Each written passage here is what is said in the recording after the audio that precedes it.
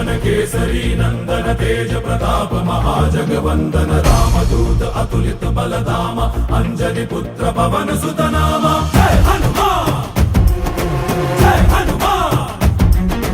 भूत पिशाच निकट नहीं आवे महावीर जब नाम सुनावे संकट से हनुमान छुड़ावे जन्म जन्म के दुख बिसरावे।